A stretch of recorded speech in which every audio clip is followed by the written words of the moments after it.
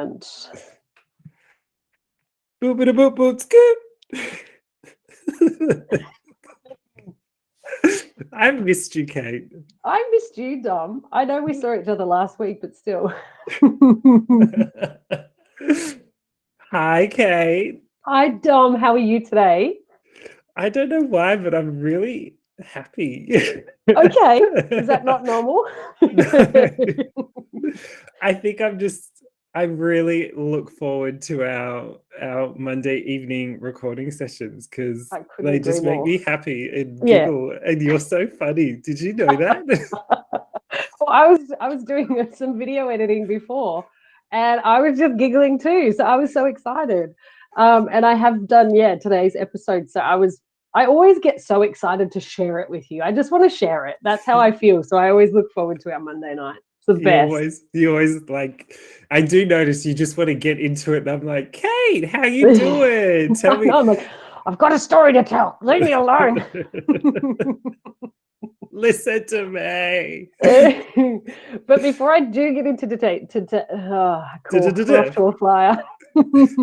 Before we get into today's episode, I want to keep in tradition with our Boo Pod network. So, Dom, yes, you were talking about this last week. So, again, to recap for our listeners who might have missed last week's episode or, whatever, Dominic has done a power of work around this and created a Boo Pod network. So, it's a network of other podcasts that, sort of fit within the Shitting Bricks theme. So, it might be, true crime, it might be horror, it might be scary, it might be a bit funny, might be people, similar to us. And it's really growing. There's quite a few podcasts in there. I was looking in our shared file today, which is exciting. So I want to share one for today. I'm going to introduce you to the Nightcap podcast. So this podcast, it's really, really cool. It's just started. It's fresh, brand new. It's on Spotify. You can see it on Spotify. The promo will tell you where else you can listen. But the little artwork is a pair of hands holding on to a cup of coffee. So that's your little... Yes, cup of Joe. So, or Joanna, it doesn't need to be gendered. You're so right. Whatever way you want to go. But yes, so the little promo is something that we want to share with you. So if it's something that sounds interesting to you, please go ahead and listen. But here is the promo for the Nightcap podcast. Magical sounds begin now. Now that promo, it has got a "I have your daughter hostage" vibe to it, which I really like. So if that's your taste, but thank you to the Nightcap for joining the Boo Pod network. We're excited to continue to be part of it and grow audiences for everybody and support this little community. It's really cool. So thank you to Dominic and thank you to the Nightcap for joining us. Booyah, love it. Booyah, Boo Pod. All right. So now, today's story, which is precisely that, I am going to be telling you all a story. I'll be reading a story to you. I was tossing up whether or not to do voices, but they were terrible. They took away from the story. So occasionally I might change my tone of voice to try to distinguish between dialogue and what's happening in the story. But I played around with, Scottish, Irish, Italian. Just none really floated. So I'm just going to read it out to you. I do love story time with teacher, like Miss Wilkinson and her story time. I'm here for it. Oh, and to be perfectly honest with you, I go full teacher voice. There's no other way that I can read it. I can't physically read chunks of text without going full teacher voice. So that will happen. Before I get into that story, though, I always love to tell you about a phobia that we're talking about. So today it's deprecophobia, which is deprecophobia. DEPRECO phobia, deprecophobia. And this is the fear of curses. So being cursed, having a curse upon you, having anything that could curse you. It's usually suffered by a person who has gone through what they feel like are a lot of curses in their life. So heaps of failures and not having great moments. Even when they're having a good life, they can be frightened that something bad's going to happen eventually. Yeah. So again, when we're moving into phobias, there's different levels, but ultimately deprecophobia is what we're looking at a little bit today. And just a bit of history for everybody. The lovely Kate, who was just speaking, did an amazing. I'm still here. Yeah, she's with us. She hasn't Still succumbed with to us. her curse yet. No, not yet. But this is already giving me vibage of one of our early episodes, the one that you did on Egypt, Kate, which Yes. Oh, I hope I haven't yes. spoiled anything. But if you're listening and you haven't found that one just yet, you should totally go back. Egypt, it's probably one of our most successful episodes, to be honest. I really enjoyed It's that really one. good. Yeah, it does. And it's a bit of a throwback to that because there's so many different kinds of curses. This episode focuses on one specifically, but definitely have a look at the Egypt episode. I loved writing that one. That was so much fun. So in addition to deprecophobia being a phobia about the fear of curses, my research led me to understand it's also a highly rated double mash stout by the Bottle Logic Brewing Company in partnership with the Voodoo Brewing Company out of California, United States. So if you're a beer fan or a stout fan, I guess that's a beer. I'm not sure if I would like that, but that's the first thing that comes up. So don't at me that I didn't mention these beers. If you work at the Voodoo Brewing Company, please, we would Yes. love to review your beer. Just send us a case and we will happily feature in your next episode. Absolutely. And I did have a look. They are pretty fancy and they've got some great names and artwork, and they've got heaps of breweries over in the States, like pubs. So we'll have to check them out when we go, when they sponsor us and fly us over there. First class. First class. All right, so back to curses, feeling cursed, cursing. Today's story, as I mentioned earlier, it is a traditional story. So I couldn't summarize this story because it didn't do it justice. So you will get good old-fashioned story time. But Dom, the one thing I do ask from you is that I have read over this a couple of times, but if I'm going to quickly wave at me or something like that, or give me like a slow down signal, because sometimes when I get excited, I go too fast. I'll do the hummingbird. Oh no, my wrist. Wrist. Oh, speaking of which, you've got your cast off. I got the cast off. It's doing well. Right. I've got a guard to wear just so I don't do what I just did. Yeah, and please flap don't it about.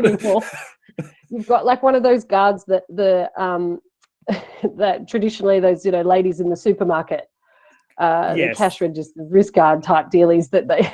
I have now graduated into full nana mode. I'm probably going to have a walker soon and start wearing adult diapers. Not that there's anything wrong with that, but I've now got the wrist guard. Perfect. Go with it. It's a step process. That's perfect. If my teeth fall out, don't laugh. Okay, so don't do the hummingbird, but give me some sort of signal. We'll see how we go. The story that I'm going to tell you today is the story of the monkey's paw. Now, this story, it was written by William Wymark Jacobs, and it was published in 1902. So it is a short story that he wrote and that was published back in the 1900s. And it's quite a good one. So I'm going to read this short story to you. It's in 3 parts. It doesn't, go for a particularly long time, but do settle in and also be prepared for some old-timey language. Because naturally it was published in. It's 120 years old, so It is. Oh God, yeah. No wonder I connected with it. Same age. All right, here we go. So the monkey's paw. Part 1. Outside, the night was cold and wet, but in the small living room, the curtains were closed and the fire burned brightly. Father and son were playing chess. The father, whose idea about the game involved some very unusual moves, putting his king into such sharp and unnecessary danger that it even brought comment from the white-haired old lady knitting quietly by the fire. "Listen to the wind," said Mr. White, who, having seen his mistake that could cost him the game after it was too late, was trying to stop his son from seeing it. "I'm listening," said the son, seriously studying the board as he stretched out his hand. "Check." "I should hardly think that he'll come tonight," said his father, with his hand held in the air over the board. "Mate," replied the son. "That's the worst of living so far out," cried Mr. White with sudden and unexpected violence. "Of all the awful, out-of-the-way places to live, this is the worst. Can't walk on the footpath, getting stuck in the mud, and the road's a river. I don't know what people are thinking about. I suppose that, they think it doesn't matter because there are only 2 houses in the road and they've got people in them. Never mind, dear, said the wife calmly. Perhaps you'll win the next one. Mr. White looked up sharply, just in time to see a knowing look between mother and son. The words died away on his lips, and he had a guilty smile behind his thin grey beard. There he is, said Herbert White, as the gate banged shut loudly and heavy footsteps came toward the door. The old man rose quickly, and opening the door, was heard telling the new arrival how sorry he was for his recent loss. The new arrival talked about it, his sadness, so that Mrs. White said, "Tut, tut," and coughed gently as her husband entered the room, followed by a tall, heavy-built, strong-looking man, whose skin had the healthy reddish colour associated with outdoor life, and whose eyes showed that he could be a dangerous enemy. Sergeant Major Morris, he said, introducing him to his wife and his son Herbert. The Sergeant Major shook hands and, taking the offered seat by the fire, watched with satisfaction as Mr. White got out whiskey and glasses. After the third glass, his eyes got brighter and he began to talk. The little family circle listened with growing interest to the visitor from distant parts, as he squared his broad shoulders in the chair and spoke of wild scenes and brave acts of wars and strange people. 21 years of it, said Mr. White, looking at his wife and son. When he went away, he was a thin young man. Now look at him. He doesn't look to have taken much harm, said Mrs. White politely. I'd like to go to India myself, said the old man. Just look around a bit, you know. Better where you are, said the Sergeant Major, shaking his head. He put down the empty glass and, sighing softly, shook it again. I should like to see those old temples and fakirs and the street entertainers, said the old man. What was that you started telling me the other day about a monkey's paw or something, Morris? Nothing, said the soldier quickly. At least nothing worth hearing. Monkey's paw? Said Mrs. White curiously. Well, it's just a bit of what you might call magic, perhaps, said the Sergeant Major, without first stopping to think. His three listeners leaned forward excitedly. Deep in thought, the visitor put his empty glass to his lips and then set it down again. Mr. White filled it for him again. To look at it, said the Sergeant Major, feeling about in his pocket. It's just an ordinary little paw, dried to a mummy. He took something out of his pocket and held it out for them. Mrs. White drew back with a look of disgust, but her son, taking it, examined it curiously. And what is there special about it? Asked Mr. White as he took it from his son and, having examined it, placed it upon the table. It had a spell put on it by an old fakir, said the Sergeant Major, a very holy man. He wanted to show that fate ruled people's lives and that those who tried to change it would be sorry. He put a spell on it so that 3 different men could each have 3 wishes from it. The way he told the story showed that he truly believed it, and his listeners became aware that their light laughter was out of place. Well, why don't you have 3, sir? Said Herbert cleverly. The soldier looked at him the way the middle age usually looked at disrespectful youth. I have, he said quietly, and his face whitened. And did you really have 3 wishes granted? Asked Mrs. White. I did, said the Sergeant Major, and his glass tapped against his strong teeth. And has anybody else wished? Continued the old lady. The first man had 3 wishes, yes. I don't know what the first 2 were, but the third was for death. That's how I got the paw. His voice was so serious that the group fell quiet. If you've had your 3 wishes, it's no good to you now then, Morris, said the old man at last. What do you keep it for? The soldier shook his head. Fancy, I suppose, he said slowly. I did have some idea of selling it, but I don't think I will. It's caused me enough trouble already. Besides, people won't buy. They think it's just a story. And those who don't think anything of it will want to try it first and pay me afterward. If you could have another 3 wishes, said the old man, watching him carefully, would you have them? I don't know, said the other. I don't know. He took the paw and, holding it between his front finger and thumb, suddenly threw it upon the fire. Mr. White, with a slight cry, quickly bent down and took it off.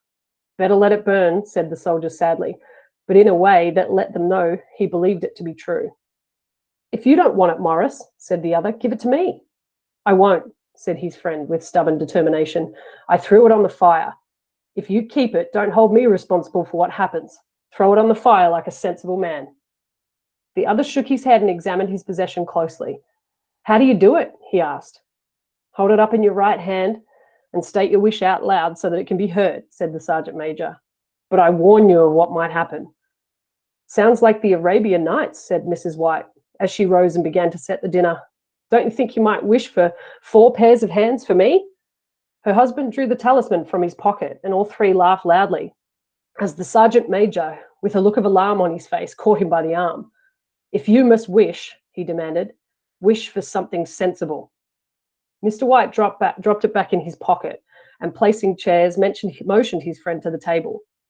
In the business of dinner, the talisman was partly forgotten, and afterward the three sat fascinated as they listened to more of the soldier's adventures from India. "If the tale about the monkey's paw is not more than those he's been telling us," said Herbert, as the door closed behind their guest, just in time to catch the last train, "we shan't make much of it." "Did you give anything for it, father?" asked Mrs. White, watching her husband closely. "A little," he said, colouring slightly. "He didn't want it, but I made him take it, and he pressed me again to throw it away." "Not likely," said Herbert with pretend horror. "Why, we're going to be rich and famous and happy." Smiling, he said, "Wish to be a king, father, to begin with, then mother can't complain all the time." He ran quickly around the table, chased by the laughing Mrs. White, armed with a piece of cloth. Mr. White took the paw from his pocket and eyed it doubtfully. "I don't know what to wish for, and that's a fact," he said slowly. "It seems to me I've got all I want." "If only you paid off the house, you'd be quite happy, wouldn't you?" said Herbert, with his hand on his shoulder. "Well, wish for £200 then, that'll just do it." His father, smiling and with an embarrassed look for his foolishness in believing the soldier's story, held up the talisman. Herbert, with a serious face, spoiled only by a quick smile to his mother, sat down at the piano and struck a few grand chords. "I wish for £200, said the old man clearly. A fine crash from the piano greeted his words, broken by a frightened cry from the old man. His wife and son ran toward him. "It moved," he cried, with a look of horror at the object as it lay on the floor. "As I wished, it twisted in my hand like a snake." "Well, I don't see the money," said his son, as he picked it up and placed it on the table, "and I bet I never shall." "It must have been your imagination, father," said his wife, regarding him worriedly. He shook his head. "Never mind, though, there's no harm done, but it gave me a shock all the same." They sat down by the fire again while the two men finished their pipes. Outside, the wind was higher than ever, and the old man jumped nervously as the sound of a door banging upstairs. An unusual and depressing silence settled on all three, which lasted until the old couple got up to go to bed. "I expect you'll find the cash tied up in a big bag in the middle of your bed," said Herbert, as he wished them good night, "and something horrible sitting on top of your wardrobe, watching you as you pocket your ill-gotten money." Herbert, who normally had a playful nature and didn't like to take things too seriously, sat alone in the darkness looking into the dying fire. He saw faces in it, the last so horrible and so monkey-like that he stared at it in amazement. It became so clear that, with a nervous laugh, he felt on the table for a glass containing some water to throw over it. His hand found the monkey's paw, and with a little shake of his body, he wiped his hand on his coat and went up to bed. That's part one. Jesus Christ. That's our first chapter. So we've got our monkey's paw. It's been introduced to these people's house. This little Herbert is he loves to egg people on. What a bit of a shit stirrer this kid is. He's a cheeky little bugger. I really enjoy the idea of like their entertainment is, making jokes and then running around the table with a cloth and one thing that sorry, you go. No, it's also wholesome and polite, and it really is. I wouldn't mind going off to India, walk around for a bit. All right, dude. Yeah, I'm sure that's what the soldiers were doing. 100%. That's what they were doing. Good on you, Mr. White. The other thing is that the wife calls her husband father. So if you're getting a bit lost there, just I'm just reading it as it's written. So they would call them father because technically he is a father, I suppose. Yeah. It's that sign of respect of a time. Yeah. They want the kids to mimic trying to get the kids to, show that sign of respect. Absolutely. But, all right. Are you ready for part two? Oh my God. Are you ready for part two? Do you need a glass of water? I'm good. As I cough up my lung. I'm ready to go. I like it. All righty. Part two. So they've all gone to bed. So part two begins. In the brightness of the wintry sun the next morning, as it streamed over the breakfast table, he laughed at his fears.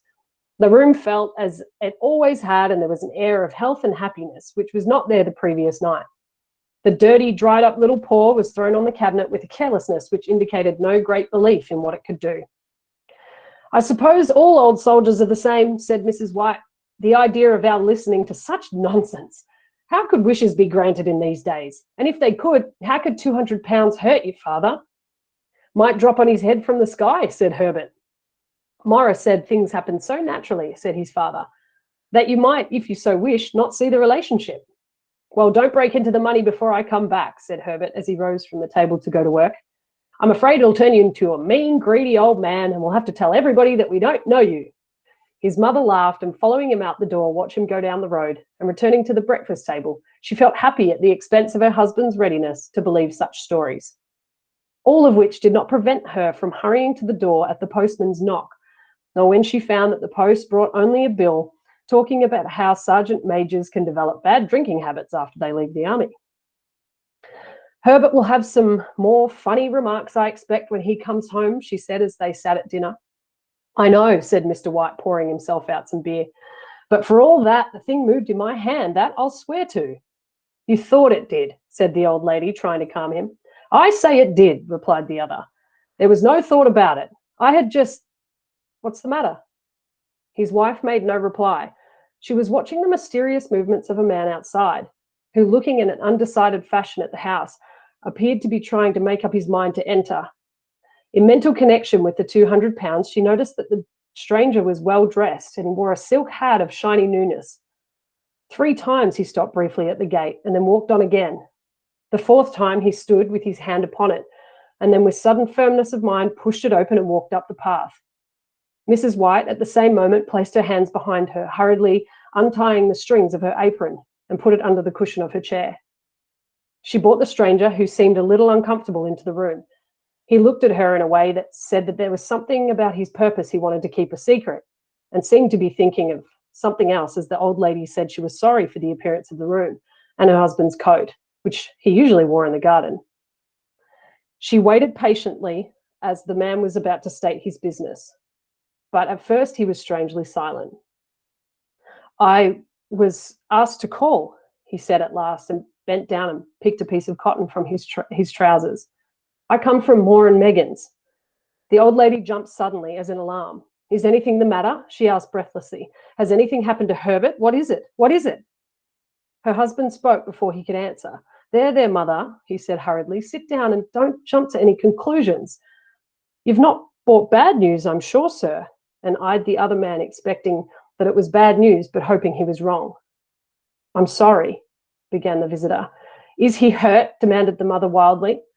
The visitor lowered and raised his head once in agreement. "Badly hurt," he said quietly, "but he is not in any pain." "Oh, thank God," said the old woman, pressing her hands together tightly. "Thank God for that. Thank—" She broke off as the tragic meaning of the part about him not being in any pain came to her. The man had turned his head slightly so as not to look directly at her, but she saw the awful truth in the man's face. She caught her breath and, turning to her husband, who did not yet understand the man's meaning, laid her shaking hand on his. There was a long silence. "He was caught in the machinery," said the visitor at length in a low voice. "Caught in the machinery?" repeated Mr. White, too shocked to think clearly.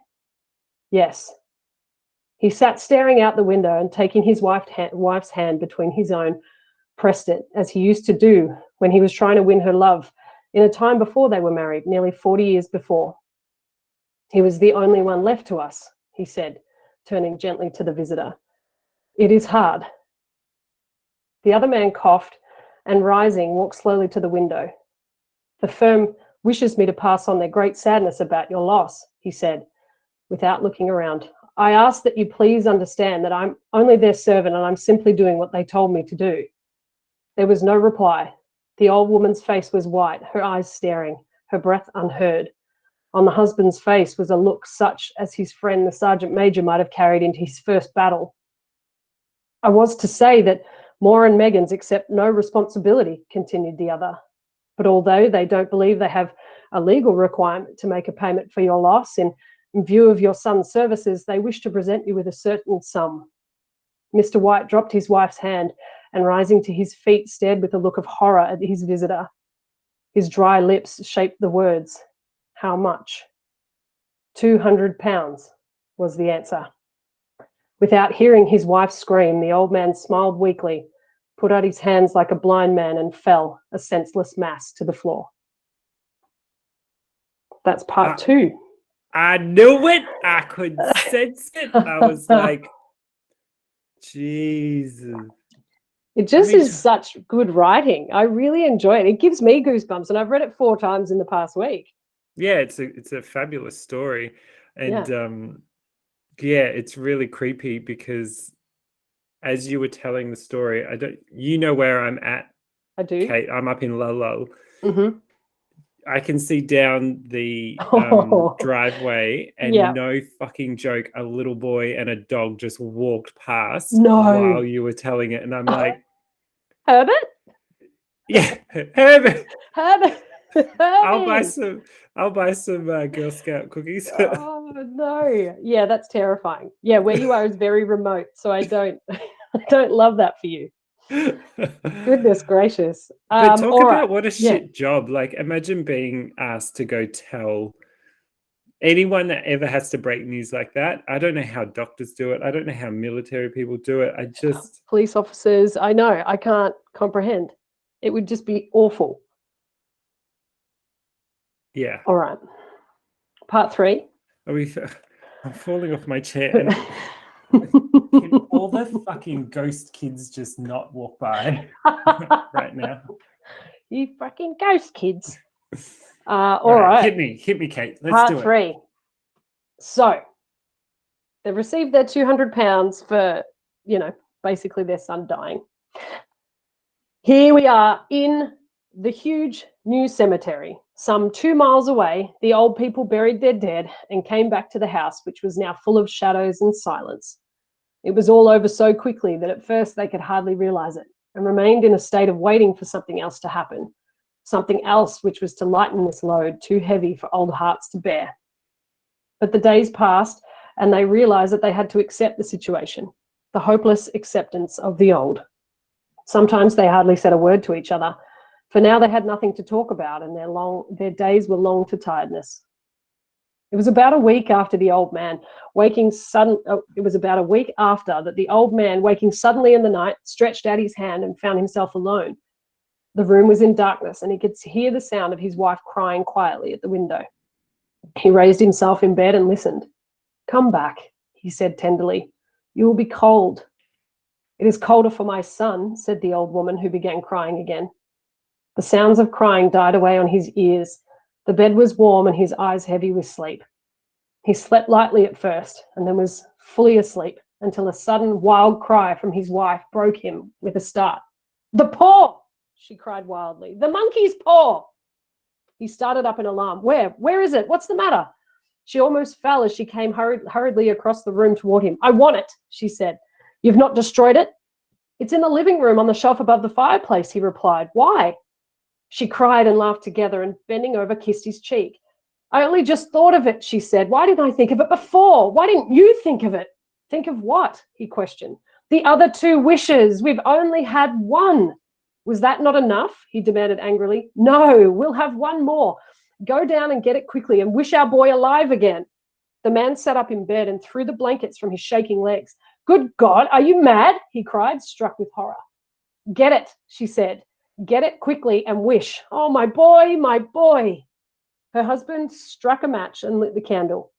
"Get back to the bed," his voice shaking. "You don't know what you're saying." "We had the first wish granted," said the old woman. "Why not the second?" A coincidence," said the old man. "Go and get it and wish," cried his wife, shaking with excitement. The old man turned and looked at her, and his voice shook. "He has been dead 10 days. And besides, I would not tell you before, but I could only recognize him by his clothing. If he was too terrible for you to see then, how about now?" "Bring him back," cried the old woman, and pulled him towards the door. "Do you think I fear the child that I've nursed?" He went down in the darkness and felt his way to the living room and then to the fireplace. The talisman was in its place on the shelf, and then a horrible fear came over him that the unspoken wish might bring the broken body of his son before him, before he could escape from the room. He caught his breath as he found that he had lost direction of the door. His forehead cold with sweat, he felt his way around the table and along the walls, until he found himself at the bottom of the stairs with the evil thing in his hand. Even his wife's face seemed to change as he entered the room. It was white and expectant, and to his fears seemed to have an unnatural look upon them. He was afraid of her. "Wish," she cried in a strong voice. "It's foolish and wicked," he said. "Wish," repeated his wife. He raised his hand. "I wish my son alive again." The talisman fell to the floor and he looked at it fearfully, then sank into a chair, and the old woman with burning eyes walked to the window and opened the curtains. He sat until he could no longer bear the cold, looking up from time to time at the figure of his wife staring through the window. The candle, which almost burned to the bottom, was throwing moving shadows around the room. When the candle finally went out, the old man, with an unspeakable sense of relief at the failure of the talisman, went slowly back to his bed, and a minute afterward the old woman came silently and lay without movement beside him. Neither spoke, but lay silently listening to the ticking of the clock. They heard nothing else other than the normal night sounds. The darkness was depressing, and after lying for some time building up his courage, the husband took the box of matches and, lighting one, went downstairs for another candle. At the foot of the stairs, the match went out, and he stopped to light another. And at the same time, a knock on the door sounded on the front door. I'll try that bit again. At the same moment, a knock sounded on the front door. It was so quiet that it could only be heard downstairs, as if the one knocking wanted to keep their coming a secret. The matches fell from his hand. He stood motionless, not even breathing, until the knock was repeated. Then he turned and ran quickly back to his room and closed the door behind him. A third knock sounded through the house. "What's that?" cried the old woman, sitting up quickly. "A rat," said the old man shakily. "A rat. It passed me on the stairs." His wife sat up in bed listening. A loud knock echoed through the house. "It's Herbert!" she screamed. "It's Herbert!" She ran to the door, but her husband was there before her and, catching her by the arm, held her tightly. "What are you going to do?" he asked in a low, scared voice. "It's my boy! It's Herbert!" she cried, struggling automatically. "I forgot it was 2 miles away. What are you holding me for? Let go. I must open the door." "For God's sake, don't let it in," cried the old man, shaking with fear. "You're afraid of your own son?" she cried, struggling. "Let me go. I'm coming, Herbert. I'm coming." There was another knock and another. The old woman, with a sudden pull, broke free and ran from her room. Her husband followed her to the top of the stairs and called after her as she hurried down. He heard the chain pull back and the bottom lock open. Then the woman's voice, desperate and breathing heavily. "The top lock!" she cried. "Come down, I can't reach it." But her husband was on his hands and knees, feeling around wildly on the floor in search of the paw. If only he could find it before that thing got inside. The knocks came very quickly now, echoing through the house, and he heard the noise of his wife moving a chair and putting it down against the door. He heard the movement of the lock as she began to open it, and at the same moment he found the monkey's paw and frantically breathed his third and last wish. The knocking suddenly stopped, although the echoes of it were still in the house. He heard the chair pulled back and the door open. A cold wind blew up the staircase, and a long, loud cry of disappointment and pain from his wife gave him the courage to run down to her side and then to the gate. The streetlight opposite shone on a quiet and deserted road. The end. Oh, for fuck's sake. The end. And that's just the end of that short story. That is the published version of that story by W. Jacobs, The Monkey's Paw. My goodness. What did you think?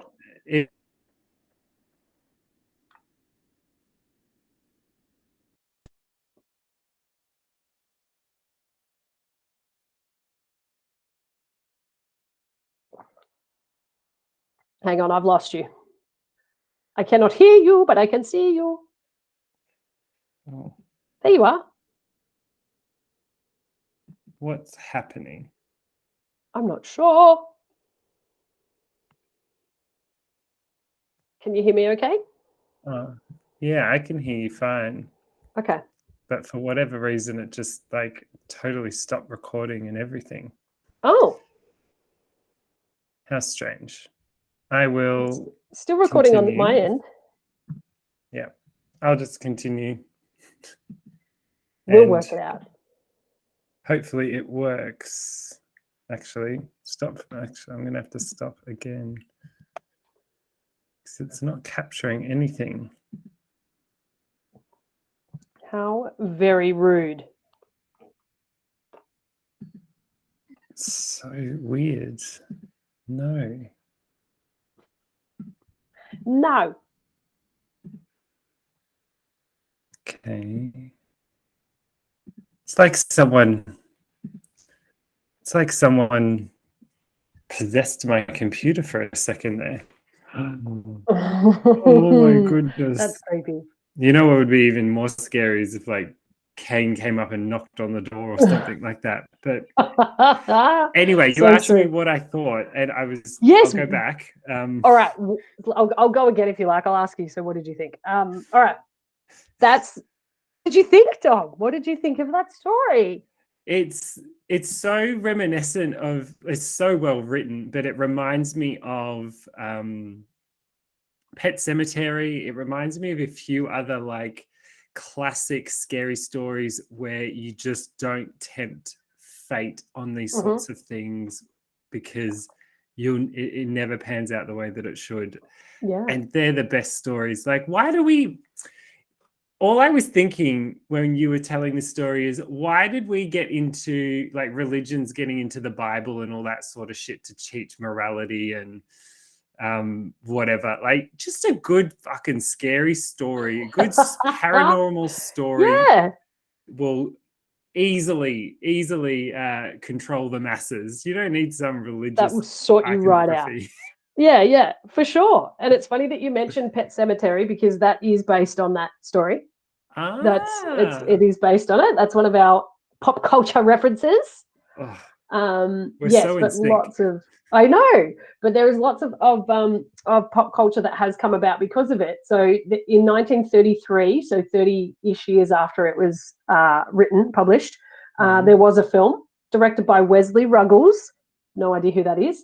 But it more or less follows the exact storyline, although they do that really shitty movie cop-out thing where the dad wakes up and it was all a dream. And his son is then the foreman of the factory and like marries some beautiful lady. Boring. Why does Hollywood do this? Well, I mean, it's pretty hectic, I guess. So fair enough. Plus, you kind of do feel like, what was the third wish? Like, I'm assuming the third wish is so that my son, goes back to his grave. But then what would the repercussion of that be? And what, like, is he still alive but buried there? Is he in pain? So many things. Yeah.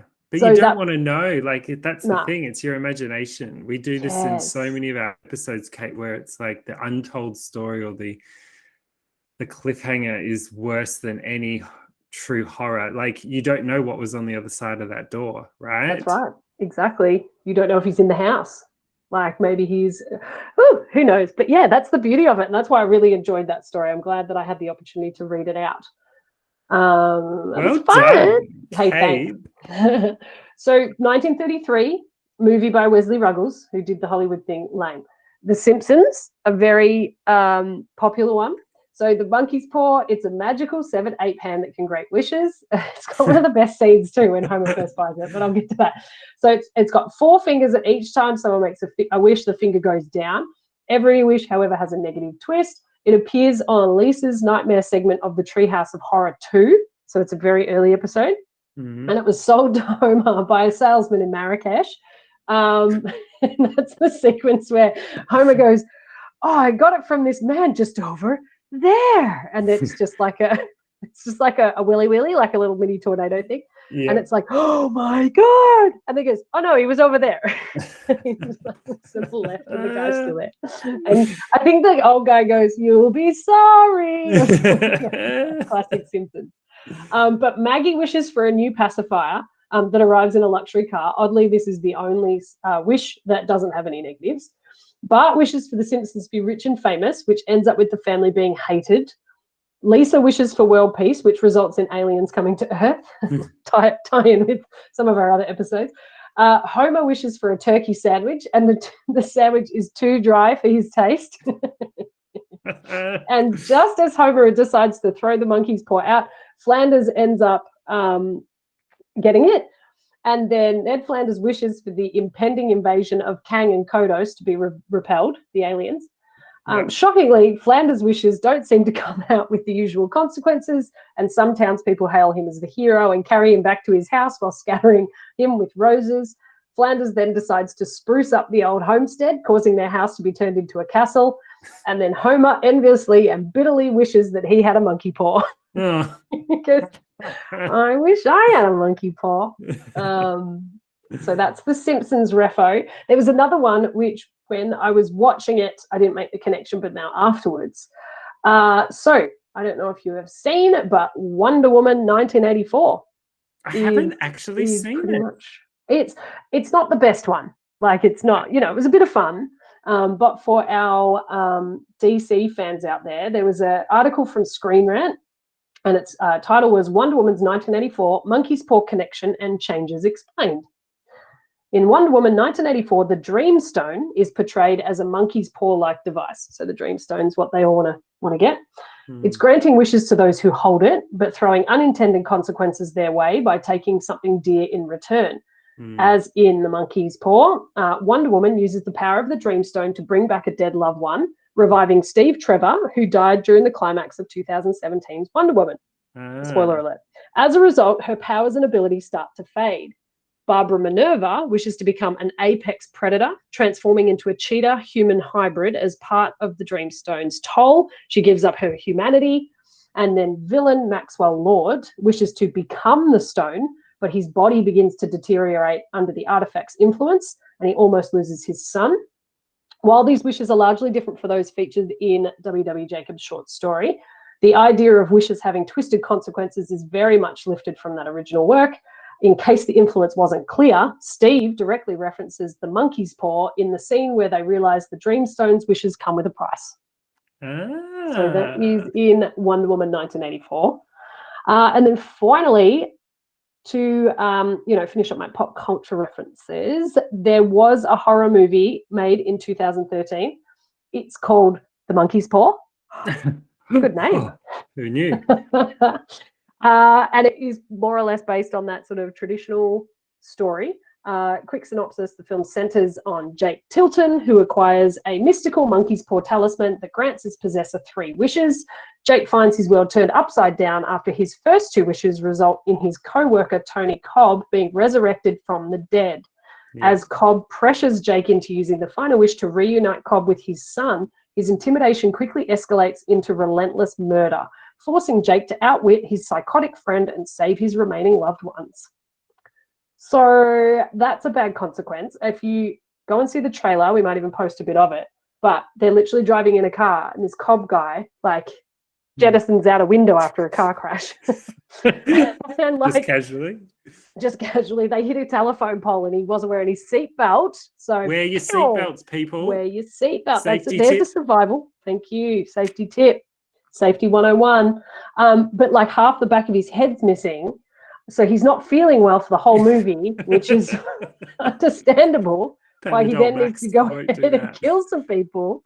Because they're like, oh, I want him to be alive again. So they're like, okay. So he just literally stands up from the ground where his brains are still half there. And he's like, do the 3rd wish and make me see my son or something like that. I don't know. It doesn't look like a movie I'd want to watch. But I watched the trailer. I felt like that was pretty good. Well, we'll make it our movie of the week just because it is so closely related to your story. But nice. Yep, I did put some pickies of that for us to share. Nice.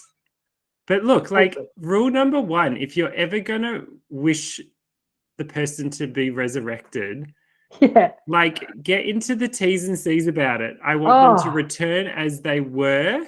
Yep. Without any effects of a curse, and I would also like to not be negatively impacted by this wish.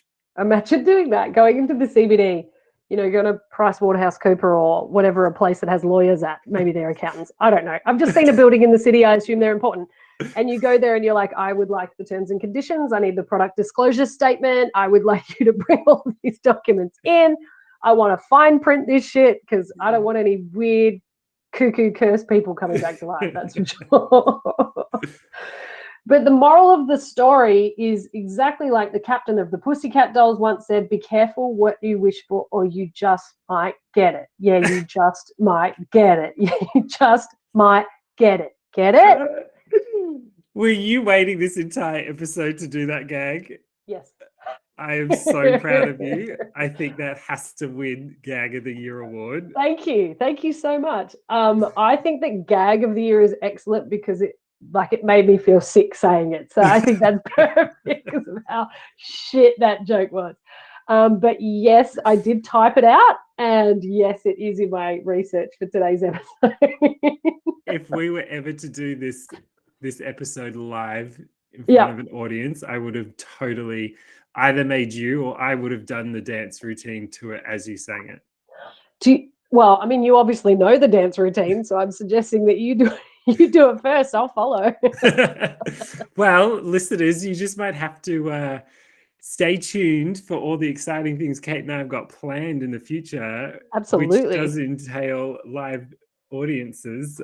So maybe we'll just pull it out there and only the people that are true fans who have listened to us from the beginning will understand the reference, and the rest of the people in the audience will think they're in the presence of some very unsafe people.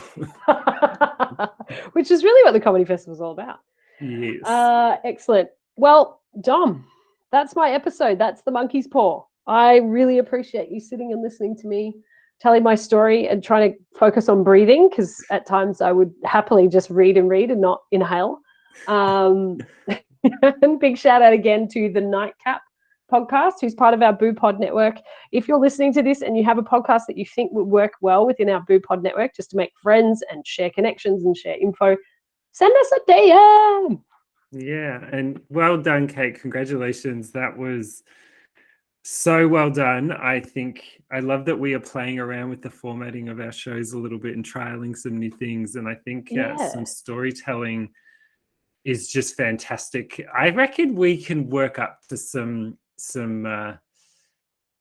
voices. I think if we build our confidence a little bit, I would be game to do some voices. We can even move into almost like a radio play territory. Wowee. I'm gonna start writing some radio plays. How very dare you? We'll obviously have to get some sound effects.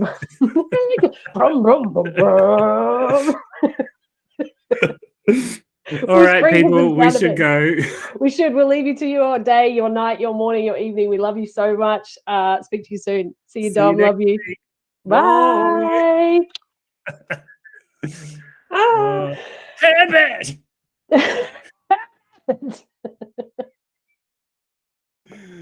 Fucking Herbert. Oh.